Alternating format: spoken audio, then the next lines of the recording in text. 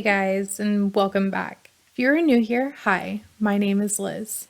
I'm so glad you found your way here. As you may or may not know, each week we go over a lore or legend that I picked up through the years while we tackle that pile of laundry that's been haunting us for the past week. This week we will be doing something a little different.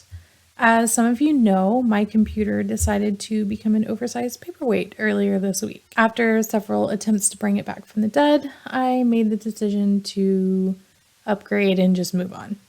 So I apologize for this episode coming out late, but I am making it up to you by covering 2 legends in this episode. Without further ado, grab those baskets, get comfortable as best you can, and let's get to the bottom of this week's legend and all that laundry. Because we are starting off with the legend of Sautee and Nacoochee. Growing up in the foothills of Appalachia, I learned a lot of folklore. Not just the spooky stories about the Blue Lady of Lake Lanier or the mysteries hidden within its waters. I grew up hearing about the Native American folklores as well. It's far different from other stories that you'll hear coming out of the South, and most of them have an underlying lesson that needs to be learned and preserved. Growing up, I spent a lot of my time here in Georgia traversing the many trails that lead deep into the Appalachian Mountains. Most of these trails can be found in and around a small German town called Helen, nestled right next to the Sautee Nacoochee valleys. Within this valley flows the Chattahoochee River. Also nestled within the valley is a gazebo atop a 14-foot high mound. Why would anyone want a gazebo in the middle of what is now a cow pasture, and how did it even get there in the first place? The legend I grew up hearing was about Sautee, a warrior prince from the Chickasaw tribe, and Nacoochee, a Cherokee princess. One day, the Chickasaw tribe needed to cross through the Cherokee tribe settlement so that they may get to the local hunting grounds. When Sautee and Nacoochee locked eyes, it was love at first sight. The lovers knew that their fathers would not approve of their union as they were at war with each other, so they both ran away to the nearby Yonah Mountain, or also referred to as Mount Yonah. Soon thereafter, Nacoochee's father found out about where they were hiding and tracked them to the top of Mount Yonah. There, Nacoochee's father ordered Sautee be thrown from the cliff face while his daughter stood by helplessly. Distraught at the sight of her true love plummeting to the bottom of the mountain, Nacoochee made the decision that if she couldn't live with him, she would die with him.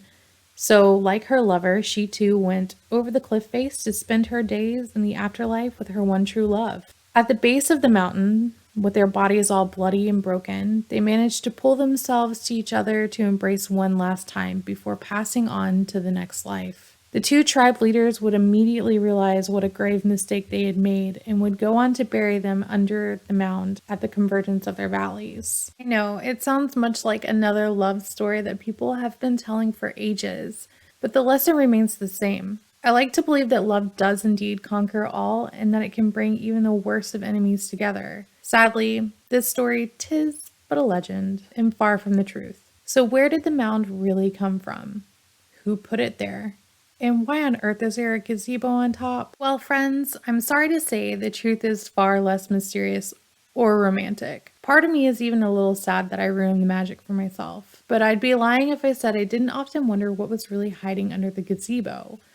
The mound is most likely a traditional burial mound for Native Americans of South Appalachian Mississippi culture. They would have been in this area between the years 1350 and 1600. The mound is very characteristic of other mounds found to be built by this tribe. The mound would be excavated by archaeologists from the Smithsonian Institute in 1915. This resulted in the findings of 75 human burials plus some other artifacts dating back to the time period. Sadly, this completely disproves the story of the 2 lovers being buried underneath.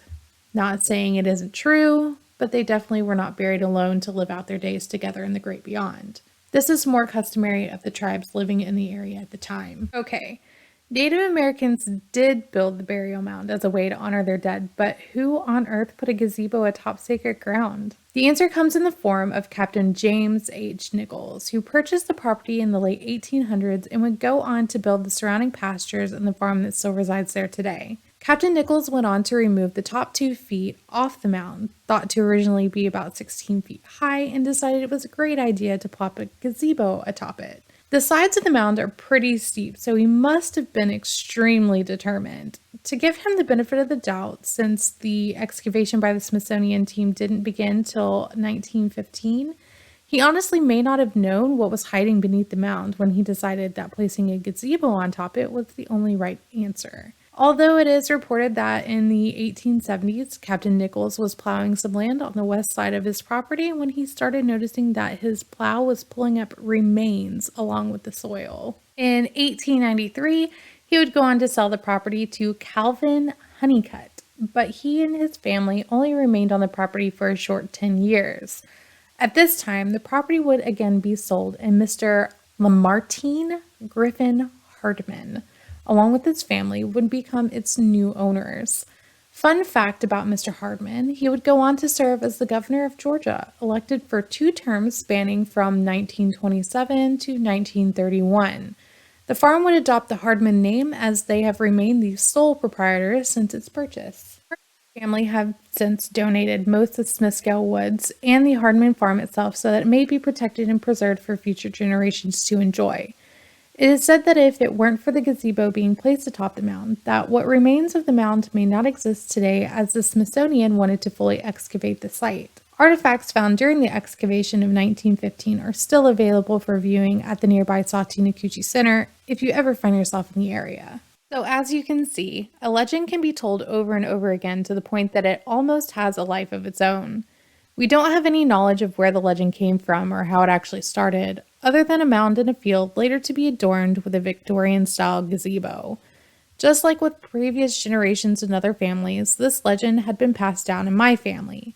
It's one of the earliest legends I remember hearing about as a child, and as my children got older, I passed the legend on to them. Like I said earlier, I feel like I kind of ruined the magic of it all by researching this legend, but I am also happy to know that with the legend, I can provide an important piece of history as well. Would you continue to tell the legend even knowing that none of it was true? I'd like to think that it's part of the local history and culture, but I would also want people to know the history of the land. Speaking of sharing the history of the land, this leads us to our second legend. What would you say if I told you that there was a grave so sacred that it couldn't be moved? Not because nobody wanted to or because nobody ever tried. What if I told you that very grave has caused death to those who disturbed it?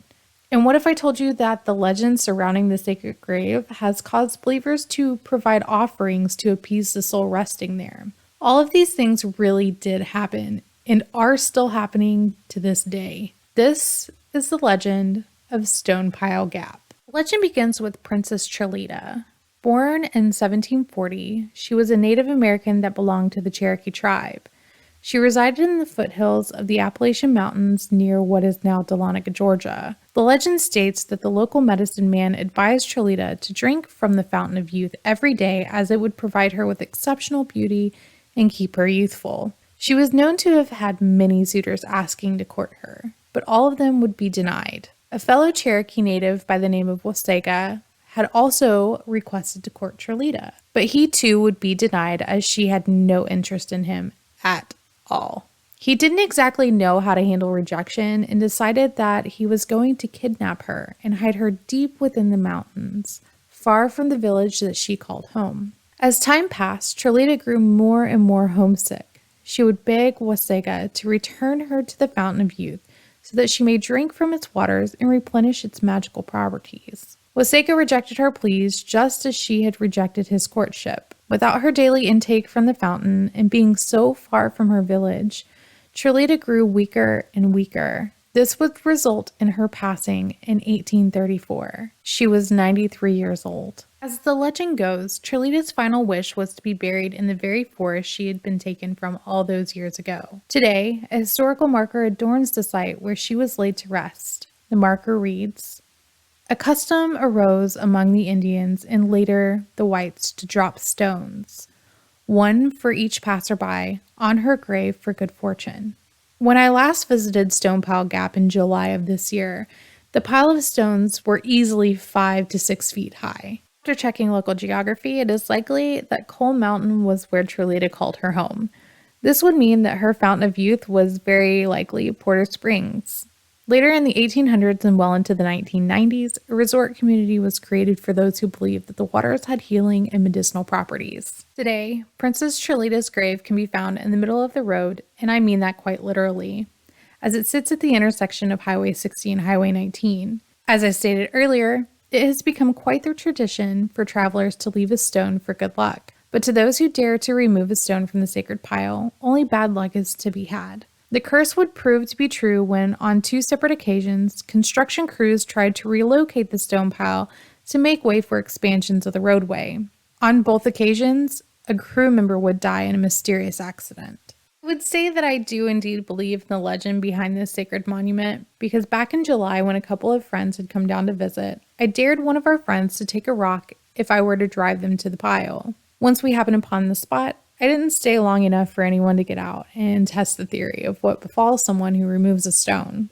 After all, if the legend happened to be true, I really didn't want to be the reason of my friend's early access to the afterlife. Well, looks like it's that time again. I want to thank all of you for listening. And if you haven't already, head on over to our Patreon page and check out our Quick Watch series, an exclusive series of shorter legends and lore for our Patreons. You can also receive early access to our full-length episodes. If you have a specific lore or legend that you want to hear, feel free to leave a comment or send us an email at lorelegendslaundry@gmail.com. Even if you just want to say hi, we would love to hear from you. Lastly, if you have a moment, leave a review and subscribe so you can be notified when the newest episode becomes available. We would greatly appreciate it. Until next time. Bye, guys. And don't forget to switch the laundry.